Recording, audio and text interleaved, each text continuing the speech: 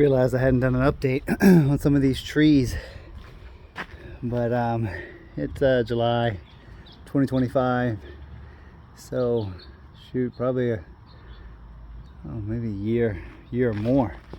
I have to double check everything on the actual dates, but this is a Zutano that had some serious root rot.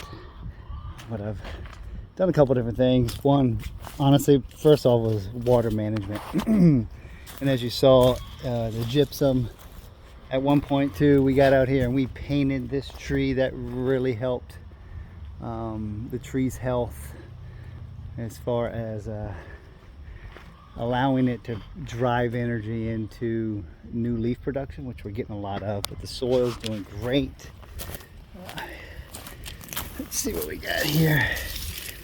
This is pretty dry, but you can see that right there. That's what you want. The healthy feeder roots. That's what was missing. I'm gonna water today, probably for about an hour and 45 minutes. Another update on a couple other trees.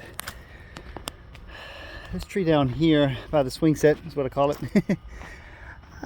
You know, it's interesting right now. I'm a little, I don't know.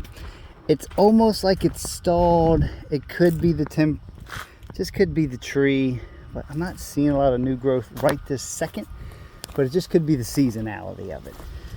So I'm not concerned, but it's just, every tree is different.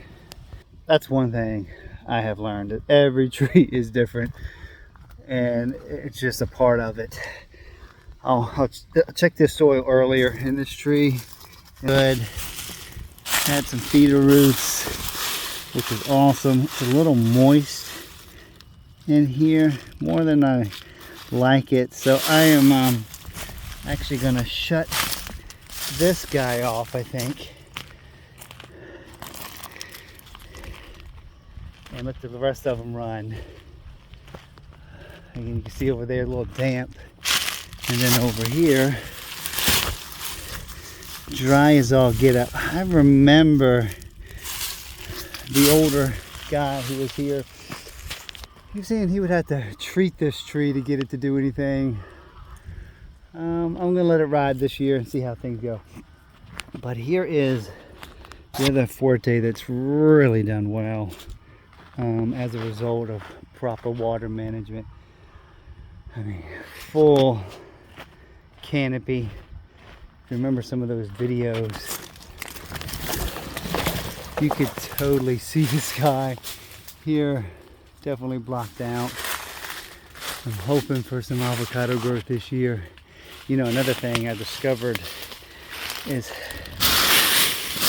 sorry, I'll talk after I get this, but this is, let's see here, digging down in here looking for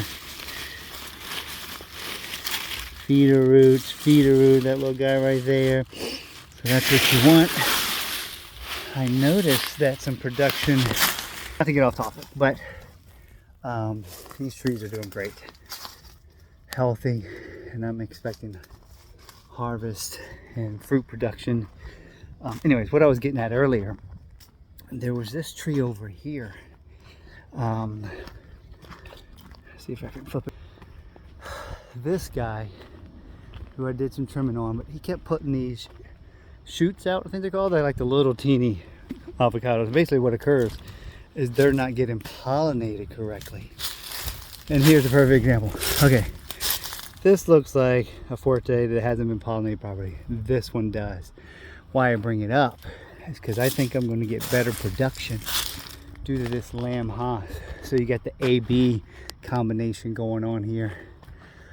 So I'm, like I said, expecting things to get better over time. I'm gonna plant some Haas down there. Dude, I was thinking 2.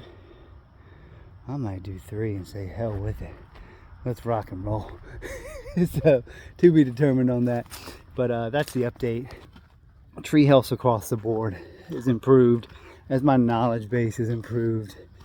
So definitely been a blessing to learn these amazing trees and what helps them thrive, what helps them succeed, and how us, with a partnership with them, can have California avocados thriving, not only agriculturally, but in backyards for DIY people too.